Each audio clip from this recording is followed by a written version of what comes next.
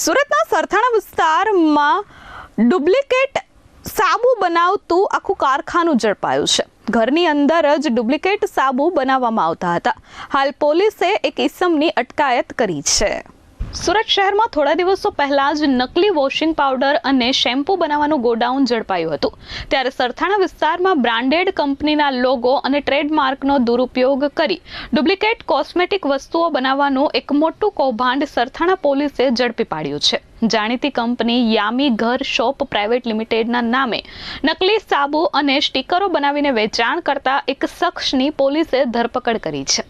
ઘટના સ્થળેથી સાબુ બનાવવાની પ્લેટ, ખાલી કવરો અને હજારોની સંખ્યામાં નકલી સ્ટીકરો મળી આવ્યા છે. 6 લાખથી વધુનો મુદ્દામાલ પોલીસે જપ્ત કર્યો છે.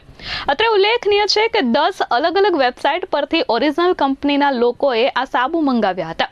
તે તમામ પરથી નકલી સાબુ આવ્યા, જેથી આ ટોળકીને પકડી પાડવા માટે તપાસ કરવામાં આવી હતી. સરથાણા પોલીસે સૂર્યોદય રો હાઉસના મકાન નંબર 21 પર દરોડા પાડ્યા હતા. આ 3 માળના મકાનમાં પ્રવેશતા જ પ્રથમ હોલમાંથી સાબુ બનાવવાની ડાય મળી આવી હતી. પોલીસ અને કંપનીના માણસોએ તપાસ કરતા ત્યાં હાજર મકાન માલિક રાજભાઈ પ્રેમજીભાઈ ઘેવરિયાએ જણાવ્યું હતું કે આ તેની પોતાની કંપની માયડોક્સનું પ્રોડક્શન છે.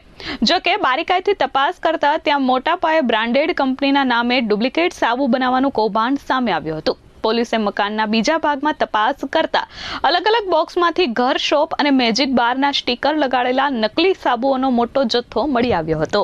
Bureau report S24 news, Surat.